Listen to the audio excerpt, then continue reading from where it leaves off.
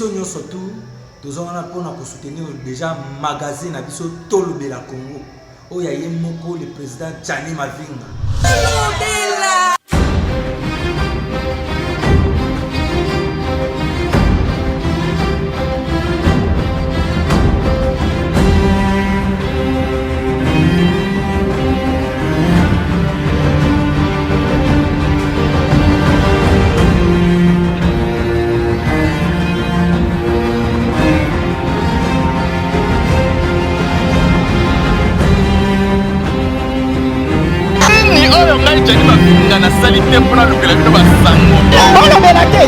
Tolobela oyo te.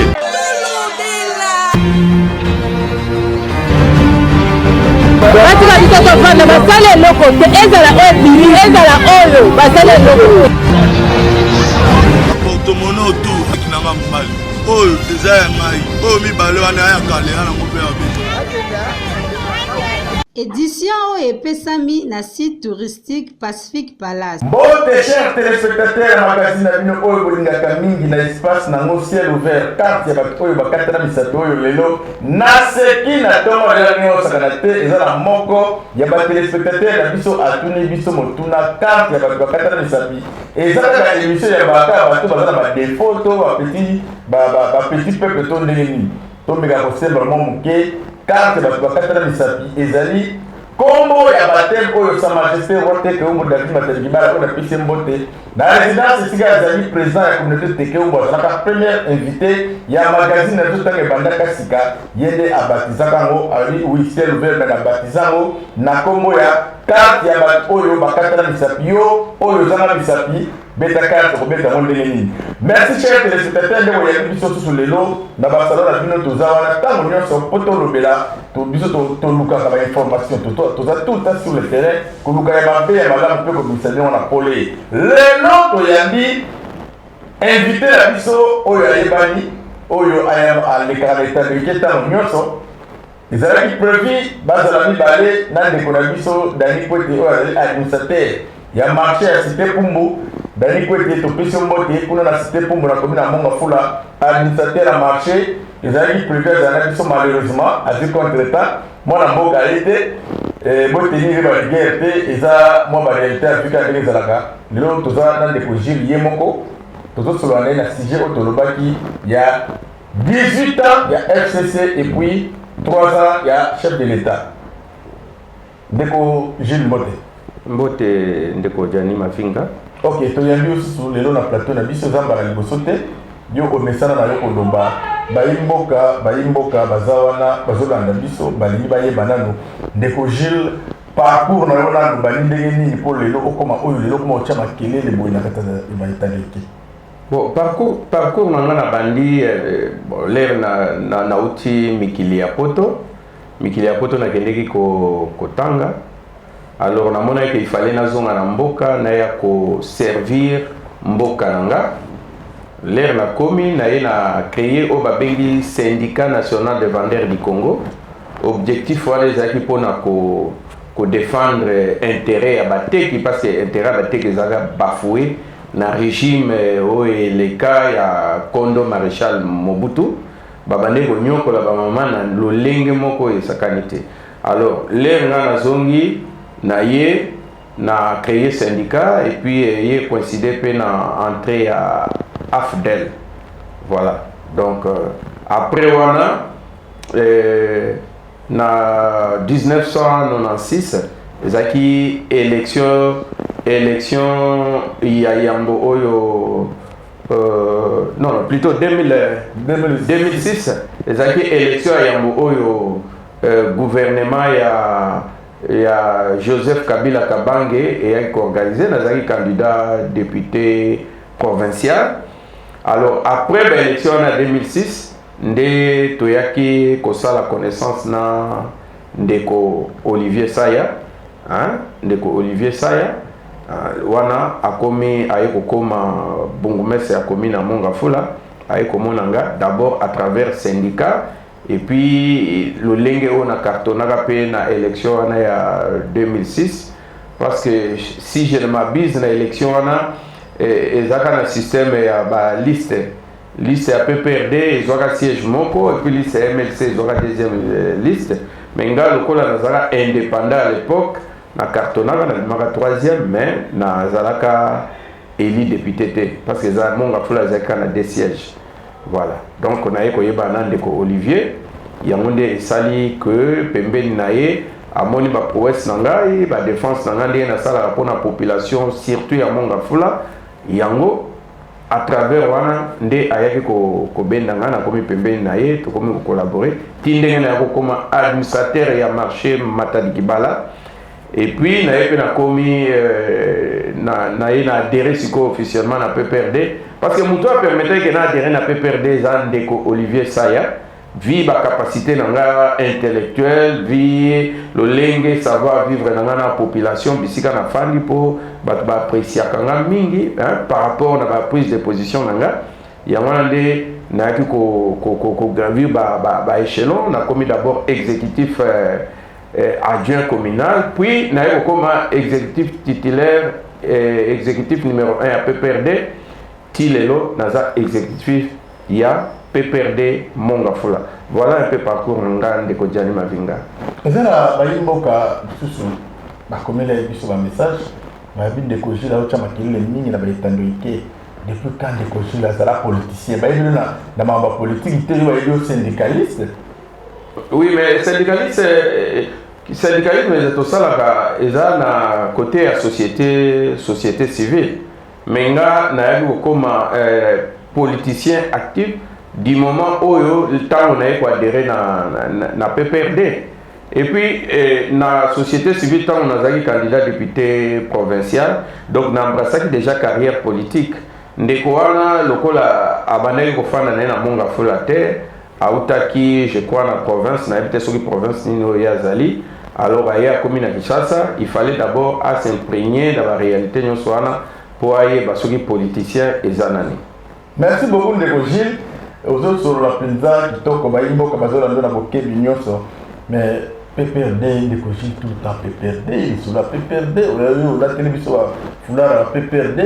tout le monde a jikaka ba image PPRD ba bisi kufa ba tout ba kina union sacrée yo bon ko tingani kana PPRD ngo bon omoni Joseph Kabila Kabange na règne na biso ya 18 ans alobaka ke abanaye koluka 15 personnes oyo ya malamu oyo esengeli asala na bango po ete a développer Congo donc moi regret oyo atikalaki nango yango wana mais le wana Joseph Kabila Kabange bato lokola biso ba Gilles Somboboye ayebaki na biso te parce que biso tozalaki na mwa musika bao nyonso ba politicien nyonso oyo moni bake na union sacrée oyo bauti epa na biso na PPRD ezali parmi bambuma mabe oyo bazalaki epa na biso oyo babandaki induire kosala bamakambo moko ya mabe alors pour na bango la seule façon pour ete se protéger il fallait bakende na union sacrée mais PPRD ezali PPRD eza très fort ezo kambama du jour au jour na ye enanane na secrétaire permanent na biso Emmanuel Ramazan Shadari o nazo saluer en passant na équipe na ye mobimba PPRD eza vraiment au grand complet au contraire kutu bao nyonso bakenda vide wana nyonso tosito kombla parce que toza na PPRD eza neti nzete oyo ozokata mais ezokola ozokata ezokola donc PPRD eye susu makasi koleka kutu liboso mais olobi wana na regretaka pena mingi eloko yango mwana mboka Joseph Kabila Kabange aloba pas 15 personnes de bien entourage na ye olobi bato wana surtout ya mabe bango wana nde baki na union sacrée bongo oui bango nyonso ya mabe bakenda 15 ya bien batikali eza bana non ba 15 à bien donc disons que ye moko nde ako déterminer siko ba 15 à bien bazali to ko zwaneti ba camarade secrétaire permanent Emmanuel Ramazan Shadari to ko zwa ba jeune communicateur bazo matasiko neti ba ndeko na biso Tubin neti na ba ndeko mususu bazo mata donc baza mo ebele donc PPRD lelo soko tali même na niveau neti nga na exécutif communal autant na niveau ya ville province de Kinshasa tozana ba exécutif ya Malonga bao penza bazana bolingo ya PPRD bolingo ya Emmanuel Ramazan Shadari bolingo ya Joseph Kabila Kabange bao bazana bolingo ya population ya RD Congo en général pour être tout tombe la moelle. Donc la structure na biso nyonso eza vraiment au grand complet eza animé sikoyo na ezo kabamana batu oya malonga penza oyo tozo promettre bango que na 2023 lokola toza pour récupérer pouvoir 2023 pouvoir ka moko tozo récupérer en alors batu ba mona lolenge kani PPRD ko kamamboka et puis batu ba sepela parce que d'ailleurs batu ba sepela ki ba oyeba déjà que mboka na lolenge e komeli lelo. Hein? Joseph Kabila Kabange est le seul président oyo a quand même mboka na émergence. Le seul président oyo mboka na émergence. Na bombi na personne na pembe. Olobi na biso likambo ya 15 personnes de bien. Yemonda ou déterminé. Mais ce que ya mabe wana nyonso tout. Pourquoi bango tout babima na députation? Ah ba mususu babima ba sénateur, ba mususu et ça langage ne côté par rapport à perte bateau botiela qui espoir majorité na bino bo perdre on va comme la union sacrée et on doit le savoir non comment décoger non pas que ça va dire ba mabe ndenge ni ba tout ba bimaki ba bo ça ba parti politique qui ba m tala au moins ba élection tay koleka hein ba candidat na biso nyonso moni ba lekaki ba bimaki na kombo ya Joseph Kabila Kabange akena mboka non yango nazolo bati bato babandi opesa bango confiance na kombo ya Joseph Kabila Kabange okopana ndenge oyo moni bakei eza neti donc pona baélecteur baza lisusu epa na biso te eza neti bato moko oyo totie déjà quoi. Parce que même dans l'élection zoya, moi la plupart de Batouana, attends mi balé député, parce que va comprendre que oui, attends mi balé matin, non il y a ça yo. Mais le matin des pouvoirs non, mais pouvoir élection, moi élection dans dengue ozolo bawanate, élection ezali population de voter. Comment ba électeur nyonso ba voter ki bango, ti lelo ba nyonso batika na PPRD ba ke côté mususu te. Mais bango nde ba ke sans ba électeur. Ndeko ebele na ba circonscription électorale na bango ba komaka lisusu te parce que ba yebi que population ba électeur oya biso oya Joseph Kabila Kabange o ba bane ko pesa bango confiance ba si ba balukeli bango parce que ba moni que bango de bazali cause ya malheur na bango lelo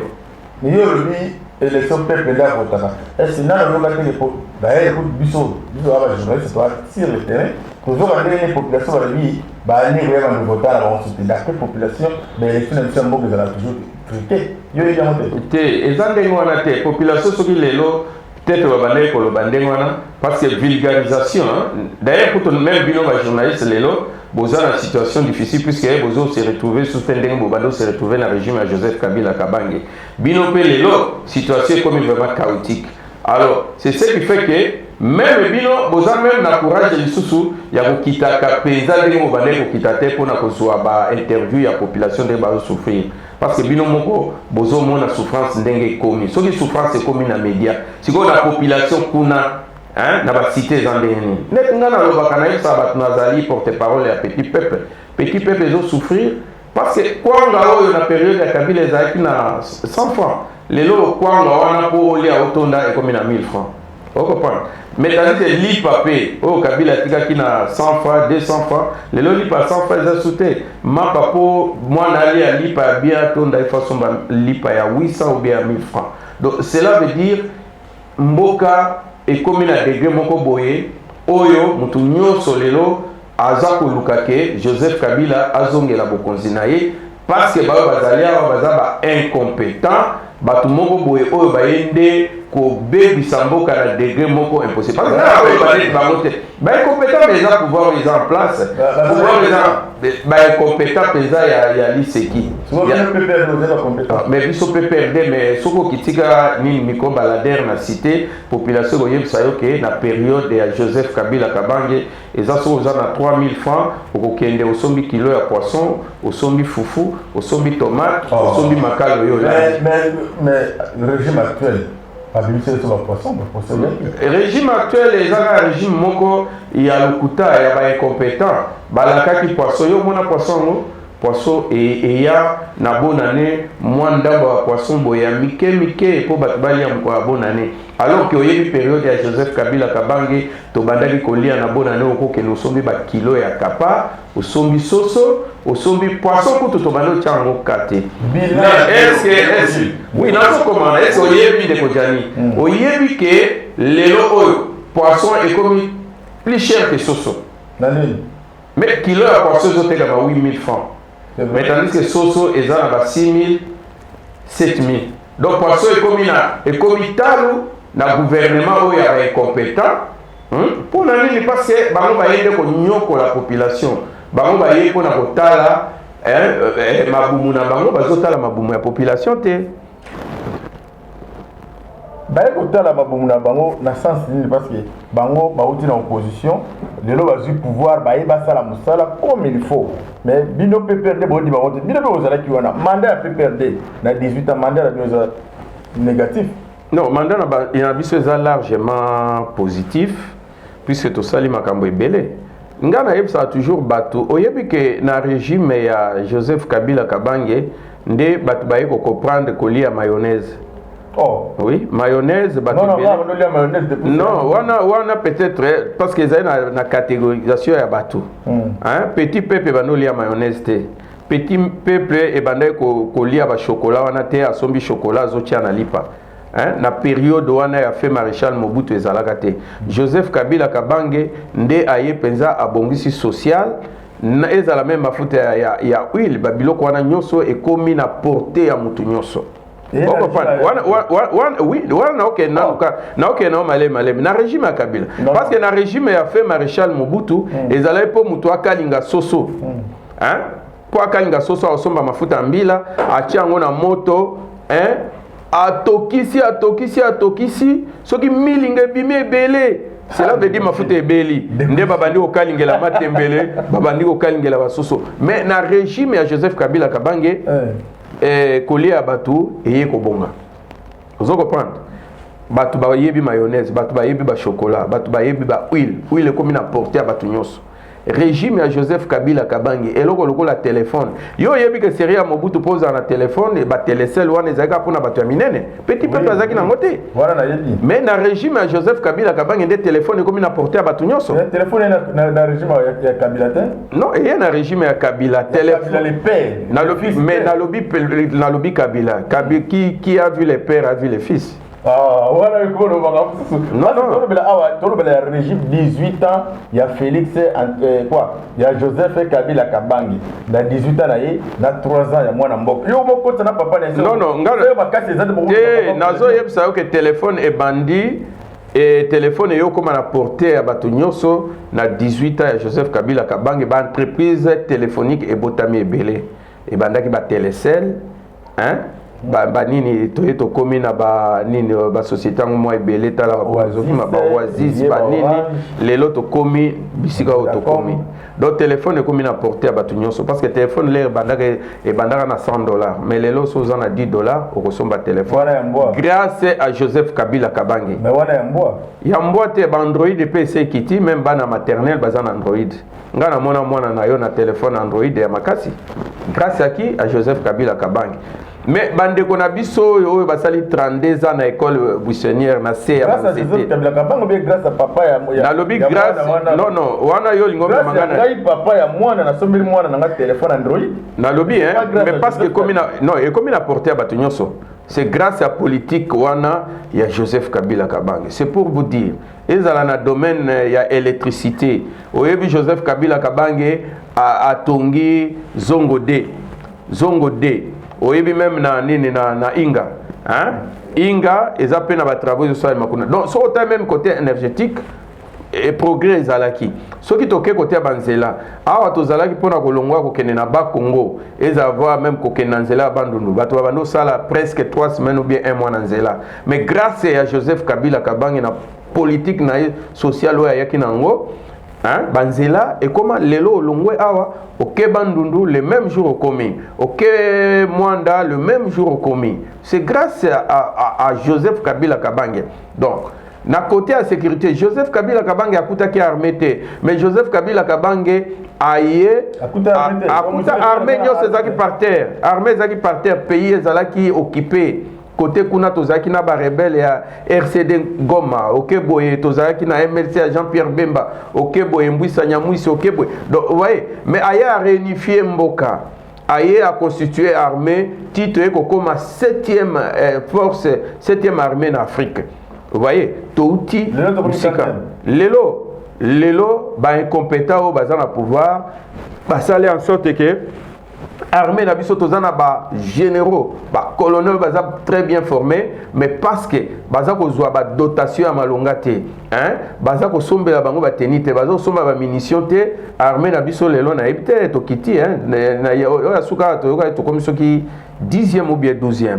Vous voyez, c'est tout simplement parce que régime est en place, et un régime moko o yezo pesa sous bato espoir te, et un régime moko o mutunyo so même mwana muke. So otangika kombo ya bao bazo kamamboka lelo okoyoka ndenge bato ba oganga. Mais soki kaka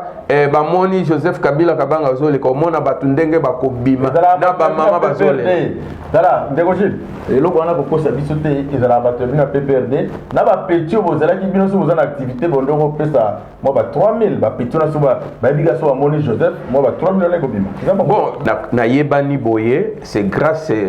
aussi à vous Gianni Mavinga, okay, y compris ndeko Paul Tosua, hein, boza ba journaliste moko munene na yebi que boza ba analyse ya kitoko, mais côté wana OK moi muke pembeni parce que batu nyonso même na ba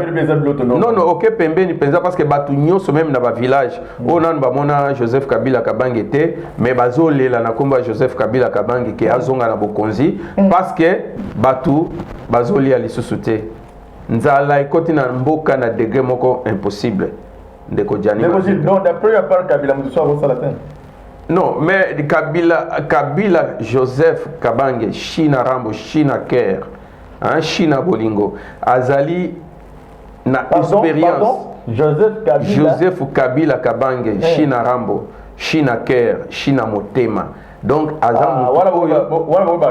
non nazo balolate nazo loba ba kombo wanande batu bazo pesa ye parce que aza papa moko atonda social na pesonda kisamususu tala mwasi na ye mama Olive Lembe Kabila, hein, mwasi ya mokonzi ya mboka me aola kisabatu nzela ya kosala bilanga ye moko me maka bassin ya manyoko na nini otali ba bilanga azo sala eza pona nini parce que Nathan oyo afandi oyo bafandi baye ba comprendre que toza na pays moko oyo eza na fertilité ya mabele ya kosakana te oyo biso nyonso même yo DG Gianni Mavinga na koyebisa ifo bolanda ndakisa ya mama Olive Lembe Kabila, hein, bozui mo ferme boloni biloko ponza lesila mboka ngala zo mais mama Denise Nyakero yepe wana kutu kotanga te parce que ya opesa exemple ya mabe ya ba mama ya Congo yo so mona opesa exemple ya mabe yo so mona mutu yo so mona mama akende na bilanga alati bijou alati kitoko ache nini linette, hein, alati talo akende kobuka non mais première dame, hein, il faut azala alanda kisaneti ya mama Olive Lembe Kabila yo moko omonaka tango kena bilanga ezana teni ya bilanga tango okena fête ezana teni ya fête et puis sikoyo boye population ezo souffrir je pense ndenge biso toza ko prôner, hein, et population ezo souffrir mais yo ozo lakisa ke yo za bien au détriment de la population. Kola ta manette de oza bien. Non, mais bilamba okaka lati omoni azobuka pondu pondu ango pe ezate pondu ya ferme eza pondu ya lopango quelque part ndazobuka ozomona. Oh mais ndeko ji na kata ba ferme ndala za na ferme na za na concession mo quelque part na kata ba ferme to lona pe ba pondu ya caoutchouc wana parce que eza ba detingala kwa ba pondu ya Congo te pondu ya caoutchouc c'est important il y a beaucoup de pondu ya caoutchouc pour akelambe la papa parce que papa peut aller là pondu fort. Bon, et vous avez malamu, omoni exemple maman Olive Lembe Kabila zopesa. Maman Olive a une ferme ya manioc, a une ferme ya nini ya hein babilanga ya manioc, bilanga ya ba fruits. Hein? Donc azana babilanga oyo ke chaque fois soko monié ezopesa batu posa. Ezopesa batu posa ya kolanda lokolo wana. Mais na babililo ezoleka na ba réseaux sociaux en tant que première dame il faut amitié à la place ya population le plus pauvre ndenge maman Olive Lembe asalaka Merci beaucoup Ndeko Gilles Osombo. Wana ozoloba ozokumisa PPRD bayimboka bakomeli so message babi okomi na yo sankara de kuta ya Joseph Kabila bien bon ndio ozolela nde pouvoir oluka pouvoir. Bon, pouvoir nga nazaka déjà na pouvoir oyebi ke nga na oti na nea na fandaka na petit peuple. Nga na yebi pasi ya mai ndenge ezali na yebi pasi ya ba érosion. Hein? Nga naza porte parole ya petit peuple. Qui porte parole na nga petit peuple ezanga moko te mutu na miche. Ezali population nde et pesanga maloba o nazoloba awa. Parce que population petit peuple ezo souffrir. Yo yebi ke ba côté biso to fandi na monga fula kuna ba site érosif. Net na ko pesa net exemple érosion ya quartier Matadi Mayo. Voilà. Plus de 100 da kwekei. Plus de 100 da kwekei. Mais quartier wana eza en voie ya disparition puisque tozana 5 têtes d'érosion. Oyo ebotami na nini na Matadi Mayo. Mais régime oyo ya ba incompétent, hein? Population etinda kutu maloba et pas ya gouverneur et ya ville de Kinshasa ke pesa biso kaka pelle mécanique na ata 4 mituka, hein? Parce que biso tozana ba terre na ba ngomba ya ba terre jaune kuna pour pelle wana e permetaka ishajaka ba mabele na mituka yake kunda ba érosion. Mais depuis ba koma na pouvoir tilelo l'air bazwaka pouvoir si érosif wana ba érosion ezaka mke mais lelo comme minene plus de 100 maisons ekei d'ailleurs quand on ndeka bambula nge banda kumsu déjà et ko kende lisusu donc batu bazolela Ndeko Gilles merci nga wana na yebi to kitana mo ba descente belé obenga ngai pona kotala ndenge nini population ya côté ya monga fula wana mingi Matadi Mayo Matadi Kibala ndenge bazana problème ba érosion ba inondation makambo belé vraiment to sala ba descente non mais ba imboka balobi PPRD de bomi mboka oyo na sens nini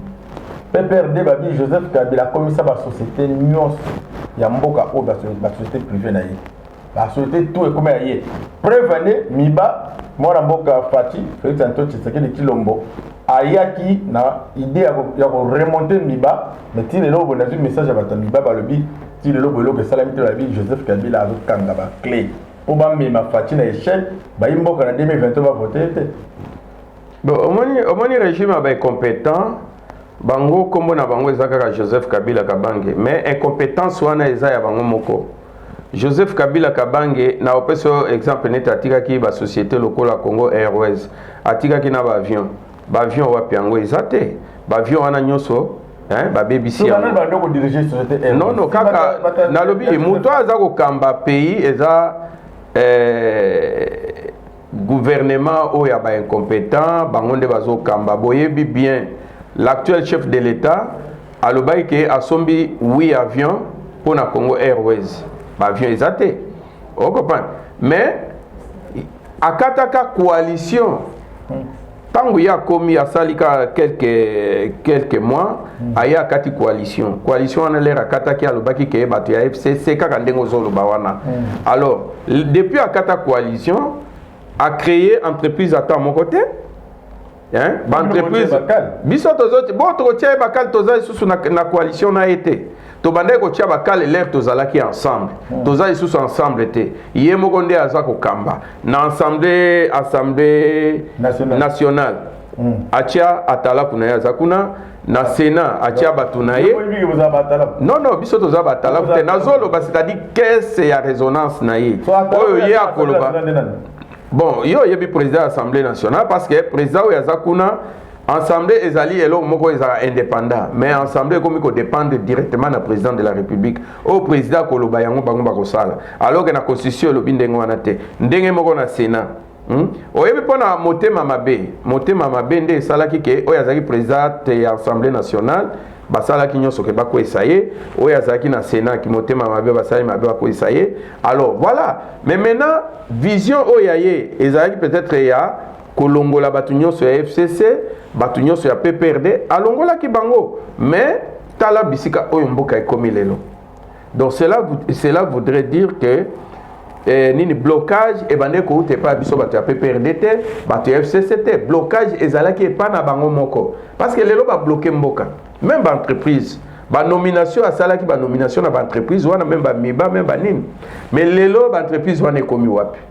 ezaka ba promesse o ba pesa ndenge kona biso moko na niveau PPRD le 250 promesses non tenues parmi lesquelles la réhabilité miba eza réhabilité ako pesa oui avion na Combo Airways a sombi ezate donc ba promesse eza ebele na motema mabe ekotaki na kati parce que au moins même ba gouverneur oyo bazali ba gouverneur ya PPRD asalaki nyonso ke balongola bango mais ba province nyonso wana lelo esali nini makambo nyonso ebebi kuna ezotambola te eza blocage FCCT bango moko ba incompétent nde ba se bloquer. Merci beaucoup Ndeko Gilles Sombo. Nous sommes lentement vers la fin. Lentement vers la fin. Toi aussi, ça m'a sauvé la mission. Mais dans la question, pour Lunga Inatuna Yo, Ndeko Gilles Sombo. Mon amboka Jean-Marc Kabondo à Kabonde. A sali ou aïe parti politique. Vous sentir on dénie contre Félix. Nous, vous êtes en opposition. PPD vous êtes en opposition. Là, nous, vous êtes en opposition. Mon amboka Jean-Marc Kabondo, il n'est pas en opposition contre Fati doit partir. Il va taper perdre. Bon, biso oyo toki koloba ezali que Jean-Marc Kabound ba déclaration nyoso ya zosala eza ko converger na position ya PPRD. La position na biso ya PPRD, mais to senga na ekaka ke azwa courage a adhérer na PPRD pour non, na lobi a adhéré na PPRD. Yango nga na zolo ba yo tuninga ndenga na zo yebisa yo a adhéré na PPRD parce que vision wana makambo ya zolo ba wana la plupart ezali oyo déjà biso na PPRD to lobaka yango parce que gouvernement o est en place l'actuel régime est un régime moko oyo ke tozo senga na bango na 2023 et sengeli élection eza pour ce qui est élection exacte et que la déclaration de guerre de côté en pratique article 64 de la Constitution parce que pour ça nabiso ezali que ba incompétent ba kende pour to luka moyen ko sauver mboka parce que mboka ezoke na dérive mais na yango ndeko Jean-Marc Kabound a eu courage à comprendre que oyo PPRD bande koloba PPRD azana raison hein oyo population ils ont réclamé les population ils ont raison donc esengeli to sala en sorte que mboka to sauver ango donc aya a région de biso na PPRD et kozala loko moko ya madlo mais nungu bimbi balobaka batali financier baloba il y a pas de fumée sans feu nungu ne bimbi kaza dauphin à Joseph Kabila Ndeko Gilles pourquoi kolimbo le biso ngoni. Bon, wana olobi nungu eza rumeur ngana ko limbo la rumeur te. Na poko politique zo bandana rumeur. Mais c'est ce que je dis, wana eza rumeur hein na ko limbo la rumeur te parce que yo moko par définition rumeur oyebi eloko elingi koloba. Merci beaucoup Ndeko Gilles, to tanga message moko batindeli biso na téléspectateur na biso moko alobi na biso likamba guerre este ezandi ndazana masolo wana eza Joseph Kabila Kabangi. Likambo ya guerre est eza non respect à engagement, non respect à accord. L'actuel président de la République Félix Antoine Tshisekedi a signé un accord na M23. Bino nyonso ba journaliste nyonso boyebi ke M23 ezaki défend na régime ya Joseph Kabila Kabange. To betaka M23 bakima batika ba armement lourd, ba arme ya ndenge na ndenge bakima bakenda ko se réfugier ba musu bazaki na Uganda ndambo bazaki na Rwanda babandai ko sala isusu ninte le tango l'actuel président ya komi azubo konzi abengisaki bango awa bafandi basololi basigné ba accord donc ba accord na bango nde nani l'actuel régime lokola ba respecta na ba engagement te nde sali bazobunda pona non respect ya ba accord wana puisque bango moko ba rebelle wana hein ba M23 po biso to bandai ko benga bango eza force négative mais les to kimse bango mais régime a le bail que eza force négative te à négocier na bango bon nde babando le bakaka nini diplomatie agissante mais yango nde comme si biso place to komi wana donc bitumba bazobunda kuna ezali ba mascarade net pona ngana omona ke za mascarade mais malheureusement ezana ba congolais na ba congolais zo bazokufebele yango biso tozo dénoncer loko wana. Donc ezali bitumba ya bande komi balé oyo basololaki bayokanaki mais moko aboyi ko respecter engagement wana. Malheureusement bande ko na biso ba congolais na est ba okufa ebele. Yango de tozo yebisa na bande ko ya est que mutu na mutu esengeli bomoni bisika oyo régime oyo ememi biso régime oyo ba compétent place ememi biso alors esengeli to sala effort pour être 2023 élection faise à la poète régime wana vraiment batika biso pour être ba congolais ba koma na kimia. Merci beaucoup, chers téléspectateurs, à magazine Tolo de la Congo, espace à nos ciel ouvert, carte bateau, bakatana misapi. To komi na suka, pour na mokola lelo, ndenge tolo baki na bandeli. Émission Oyo, ezala qui prévu, ezala, il y a 3 personnes, donc 2 invités, contre Ngaï, présentateur, Nabino Oyo Nazali. Les gardiens, il y a Nation, Gianni Mavinga, journaliste proche de la population. Malheureusement, notre frère Dani Kwete, administrateur, il a marché cité Pombo, a eu empêchement, à mon anité, Masolo et Ngeke Betama, ensemble naïe. S'il vous plaît, oui. Ndeko Dani Kwete, l'actuel administrateur cité Pombo, Akimi, pourquoi? Parce qu'un administrateur, Mboka est ça qui est pouvoir, a sali 3 ans, à un bureau, à Athènes, à Winzewana, à Zakomoni Sabamama Passi, kozwa ba biloko ba kotumba azozwa ba dépôt ya ba mama kuna na cité Pombo batu bazwa ba bisika na bango a bonne uniforme bazana ba document na bango ba sele ba bureau na bango d'une façon illégale ezali ba régime o ndenge tozo benga bango ba incompétent oyo l'actuel bungumeso yaye tokosenga na ye ke ba incompétent ndenge wana okotika bango te bungumeso ya monga fula monsieur Alidor Chibanda ba incompétent neti badani kwete bazali batu oyo bakoza bisika wana te un administrateur a sali 3 ans bila eza largement négatif 0 sur 0 même bureau ya pamba un administrateur ezate mais tandis que nga à l'époque je suis administrateur ya marché Matadi Kibala na sala kaka 6 mois mais na tonga bâtiment administratif ya 9 mètres sur 5 c'était au vu aussi de tout le monde hein et puis tilelo soko quitter pananga oyoka batu bazo sepela hein soko okomika okitika miko balader na marché Matadi Kibala otuna Jilo Sombo okoyoka ndenge batu baolela ngai mais kende na cité Pombo oyoka ba mama ndenge tango tanga kombo ya Dani Kwete oyoka ndenge batu baolola yo c'est tout simplement parce que ce sont des incompétents yango wana omoni akimi émission. Merci beaucoup de Jilo Sombo Jilo Sombo to komina suka me to kosenga na bandeko na biso ya IDPS s'il vous plaît. Quand vous êtes en opposition, ceux qui ont une activité 5 000 francs, vous comprenez quand même. Vous êtes en opposition, vous êtes en l'art. Les lots IDPS, ils ont le pouvoir, vous sunga. Les journalistes, ils ont normalement. Communication, vous dit, ils ont ça la netika parce que j'ai ça au Mouamatik. Bon, je vais d'abord IDPS, aujourd'hui, nani fils Mukoko. On a zopé Sambota passa fils Mukoko, abundi mingi pour na IDPS. Biso na niveau PPRD. Toyebike abundi mingi maintenant abikisi fils Mukoko nani à faire soigner c'est maman Olive Lembe Kabila alors que bango bazana pouvoir première dame Azali président de la République Azali mais ba fils wana ba contribuer belé pour na IDPS même muto ayeko bikisa ye maman Olive Lembe Kabila o nazo betela sous maboko maman vraiment félicitations la kisi grand cœur oyo batu ebele bakokaki kondimate parce que fils Mukoko oyebi fils Mukoko combien abandai ko finga Joseph Kabila Kabangi mais maman Olive alakisi ke azali maman ya ba congolais na ba congolais nyos abikisi fils Mukoko yewana komi kotambola voilà vraiment et loko wana yanga la compléter mais loko nous surtout le bamia sanangage qui ndeko Jilo Sombo mais ngai siko na témoigner kaka na monde na biso pe ya média en tout cas bande ko bofongola j'ai za okanga makasi ba journaliste baza ko se plaindre un peu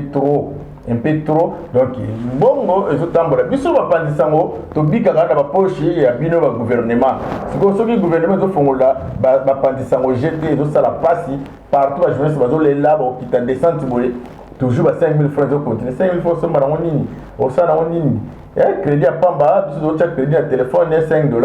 au ça les journées baba tant on peut 5 000 francs l'activité on est ko couvrir et ça pour ça là et vous côté va mésentente entre biso ba chef ba organe biso ba chef d'entreprise na ba journaliste biso ba qui sur le terrain tant journaliste a bi a autre activité mongo va payer 5 000 francs on dit parce que on dit que et ça activité à parti au pouvoir bon mais là on la moi j'ai bon ça Maloba Pena Mingte la PPRD, bon, c'est vrai, PPRD à l'époque, soko sali pinza reportage ya PPRD na ba activité na bango e banda ko lomba bien to ko senga bino to za pembena mo konza mboka bo fongola jie bolia bino mo kote bolia bana bato esala ka moi bien biso to komi na suka pona mokola lelo kasideka to bana lo 15 to tika ka bino mo kote 100% to ba bino merci na patience bozalaki nango ya kotika la na bitando bikena bino pona ko landa biso na bokebi merci na équipe nyonso rédactionnelle oyo ezali ko kambama na yemoko maman directrice des infos la douce Nelly Mapangulo merci na Grâce Bunda merci na Sam de la Messe Tatel Badassoin Ozaki na sima caméra na mopandi na bazalaki na Crispin Kwadiambo montage simbamaki toujours na Crispin Kwadiambo azalaki assisté na parfait Bobunda merci na bino nyonso famille ya Tolobela Congo na kati groupe topesi bino mbote tozali lelo na ndeko Gilles Sombo prochainement Dani Kwete na biga oya ndeko Jérémy agoya et ndeko Aldor plutôt ndeko na biso Léopold Yamba yepe agoyamba la sima soki Jésus Christ mwana nzambe azongi te na mboka oyo ekomi pasi boy tokuta nini koloko ya merci poni tolobela oyo te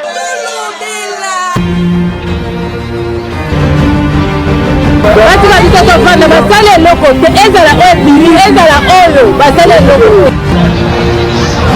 portemono tu akinanga mobali oyo eza ya ngai oyo mibale wana ya kale ya nango mpe ya bino édition oyo epesami na site touristique Pacifique Palace.